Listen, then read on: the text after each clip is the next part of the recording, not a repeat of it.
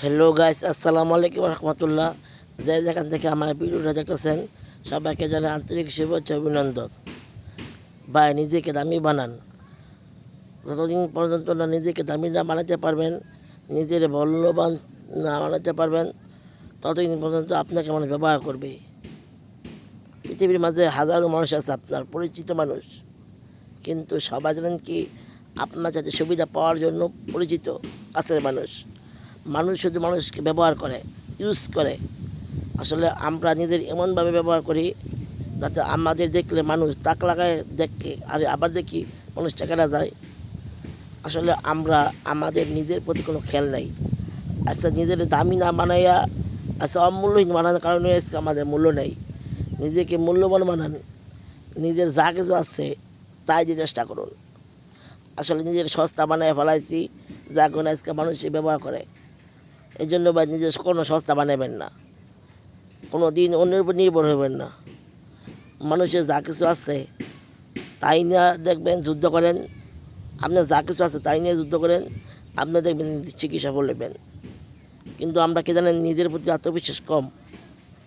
আসলে আমরা আমাদের প্রতি বিশ্বাস থাকার কারণে আজকে আমার জীবনে এই দুর্গতি হওয়ার পিছনে খালি একটাই কারণ, কি জানেন, আমাদের নিজের প্রতি আত্মবিশ্বাস কম। আর আমরা নিজেরই আসলে মূল্যহীন বানিয়ে ফেলাইছি।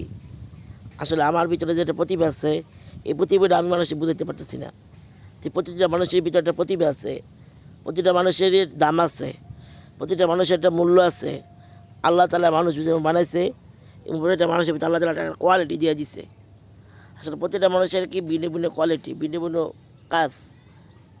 এই জন্য ভাই, নিজের প্রতি নিজের খেলা আর নিজকে মূল্যহীন না বানান, নিজেকে মূল্যবান বানান।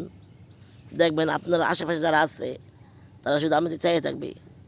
মানুষকে প্রতিহিংসা নয়, মানুষকে ভালোবাসতে শিখেন, মানুষের পাশে দাঁড়ান, মানুষের সাথে মূল্যবান যে সময়টা আপনার আছে এটাকে মানুষকে বুঝান যে আমার একটা মিনিট সময় বহু দাম। আমরা যে ডাক দিই তার কাছে ছুটে যাই না ভাই।